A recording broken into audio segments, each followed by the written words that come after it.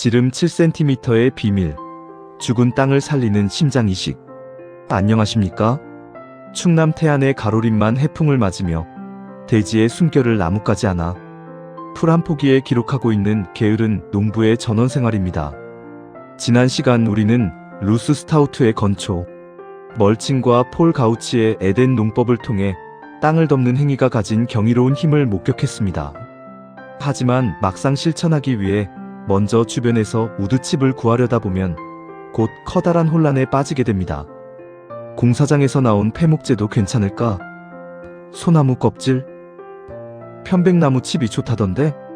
제가 교단에서 학생들에게 영어를 가르칠 때 늘 강조하던 말이 있습니다. 단어 하나의 결이 문장 전체의 운명을 바꾸고 마침표 하나가 시의 영혼을 결정한다. 농사도 이와 다르지 않습니다. 어떤 나무를 덮느냐가 땅의 문법을 결정합니다. 어떤 나무를 어떤 상태로 어느 정도의 굵기로 땅을 덮느냐에 따라 여러분의 땅은 살아있는 에덴이 될 수도 혹은 질식하는 불모지가 될 수도 있습니다. 오늘 제가 소개할 것은 단순한 나무 쓰레기가 아닙니다. 그것은 나무의 어린 심장이라 불리는 어린 나뭇가지, 우드칩입니다. 지름 약 7cm 정도, 우리가 흔히 쓰는 종이컵의 입구 지름 정도가 되는 이 연약한 가지들이 어떻게 죽어가는 땅에 생명을 수혈하는 이식 수술이 되는지 캐나다 퀘벡의 차가운 실험실에서 증명된 비밀을 지금 공개합니다. 1. 퀘벡에서 온 편지. 나무의 지능을 땅에 심다. 이야기는 1980년대 캐나다 퀘벡의 라발 대학교의 질르미유 교수로부터 시작됩니다. 그는 인간의 개입 없이도 땅이 스스로 비옥해지는 원리를 파헤치던 중 인류 농업사에 기록될 놀라운 발견을 합니다. 바로 굵은 몸통나무와 직경 7cm 미만의 어린 잔가지 사이에는 생화학적 천양지차가 존재한다는 사실이었습니다. 그는 이것을 RCW라고 명명했습니다. 왜 하필 약 7cm 미만의 어린 가지일까요? 나무의 몸통은 거대한 탄소 저장고이자 건물로 치면 기둥일 뿐입니다. 하지만 어린 가지는 나무의 가장 활발한 생명활동이 일어나는 전초기지입니다. 이곳에는 단백질, 아미노산, 효소, 그리고 온갖 희귀 미네랄이 응축되어 있습니다. 나무는 자신의 미래인 어린 가지에 가장 귀한 영양분을 집중시킵니다. 자식에게 가장 좋은 것을 먹이고 싶은 우리네 부모님의 마음과 같습니다. 르미유 교수는 이 어린 가지들을 잘게 부수어 땅에 뿌렸을 때 자연 상태에서 수천 년이 걸릴 부식토 형성이 단 몇 년 만에 일어나는 것을 목격했습니다. 그는 이를 두고 나무의 지능이 땅으로 전이되는 과정이라고 표현했습니다. 여러분, 이 문장을 가슴에 새겨주십시오. 우리는 지금 땅에 쓰레기를 버리는 것이 아닙니다. 나무가 평생 학습한 생존의 지능을 흙 속에 심고 있는 것입니다. 2. 리그닌의 마법, 백색 부우균의 교양곡. RCW가 특별한 진짜 이유는 그 속에 숨겨진 연성 리그닌에 있습니다. 리그닌은 나무를 단단하게 만드는 뼈대 성분입니다. 그런데 어린 가지의 리그닌은 굵은 나무의 그것보다 훨씬 유연하고 분해되기 쉬운 형태입니다. 마치 어린아이의 뼈가 어른의 뼈보다 유연한 것과 같죠. 이 RCW가 땅에 닿는 순간 숲의 진정한 지배자인 백색 부우균이 깨어납니다. 이들은 지구상에서 리그닌을 분해할 수 있는 유일한 자연의 연금술사들입니다. 그들이 리그닌을 분해하며 뿜어내는 효소는 흙 속에 있는 미세한 입자들을 결합시켜 보석 같은 떼알 구조를 만듭니다. 좋은 흙은 밀가루처럼 고운 흙이 아닙니다. 손으로 쥐었을 때 기분 좋게 뭉쳐지면서도 살짝 힘을 주면 포슬포슬한 빵가루처럼 부서져야 합니다. 이것이 바로 흙 알갱이들이 서로 손에 손을 잡은 상태인 떼알 구조입니다. 흔히 주는 비료가 흙에 밥을 차려주는 행위라면 RCW는 미생물에게 집을 지어주는 일입니다. 리그닌이 분해되며 만들어진 끈적한 유기물들이 흙 입자들을 결합시켜 미생물이 안전하게 쉴 수 있는 작은 방들을 만들어내죠. 이 방들이 촘촘히 들어서야 비가 와도 흙이 쉽게 내려가지 않고 극심한 가뭄에도 물을 머금는 거대한 천연 스펀지가 되는 것입니다. 우리는 평생 흙을 이기려 했습니다.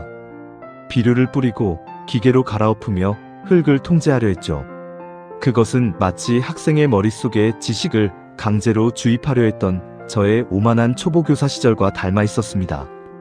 하지만 분필을 잡았던 제 손으로 이제는 흙을 만지며 깨달았습니다. 가장 위대한 가르침은 방임과 조력 사이에 있다는 사실을 말입니다.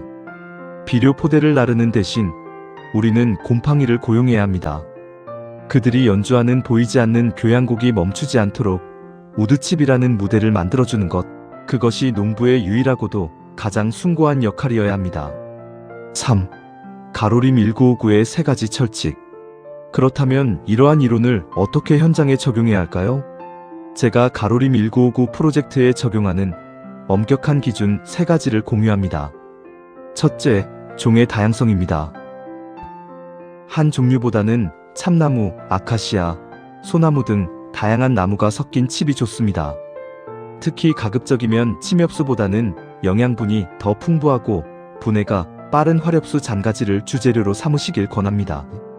미생물들도 균형 잡힌 식단을 원합니다.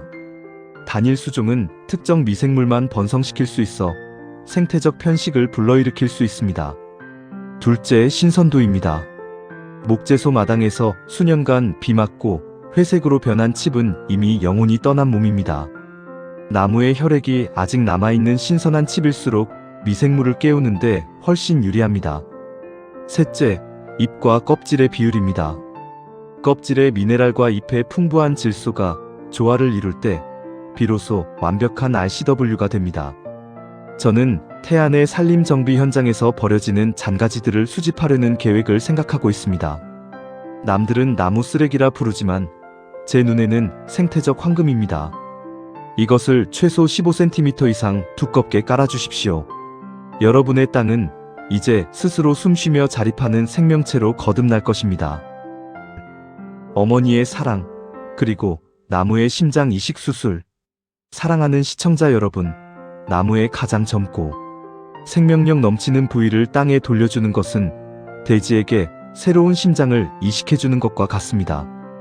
농사를 지으며 저는 90해의 소풍을 마치고 흙으로 돌아가신 어머니를 생각합니다. 가장 낮은 곳으로 스며들어 자식의 밑거름이 되었던 어머니의 조건 없는 사랑이 저를 키웠듯 자신을 부수어 땅을 살리는 나무의 희생은 자연이 우리에게 베푸는 지극한 사랑입니다. 이것은 기술이기보다 사랑이며 공존을 위한 숭고한 복원 작업입니다. 하지만 주의할 점도 있습니다. 아무리 좋은 약도 잘못 쓰면 독이 됩니다. 우드칩 농법에는 식물을 굶주리게 만드는 질소기아라는 통곡의 벽, 그리고 해충이라는 불청객이 기다리고 있기 때문입니다. 하지만 미리 겁먹을 필요는 없습니다. 이 장벽을 단숨에 허무는 아주 쉽고 명쾌한 비책이 있거든요. 제4회차 영상에서는 이 장벽을 어떻게 자연스럽게 넘을 것인지, 그리고 우드칩이 어떻게 가뭄과 홍수를 막는 생태적 요새가 되는지 그 최종편을 보여드리겠습니다. 여러분의 정원은 단순한 밭이 아니라 우리의 철학이 담긴 예술작품입니다. 땅을 덮으세요. 그러면 생명이 응답할 것입니다. 여러분의 구독과 좋아요는 이 생명의 여정에 저와 동행해 주신다는 따뜻한 약속입니다. 지금까지 태안에서 게으른 농부의 전원생활이었습니다.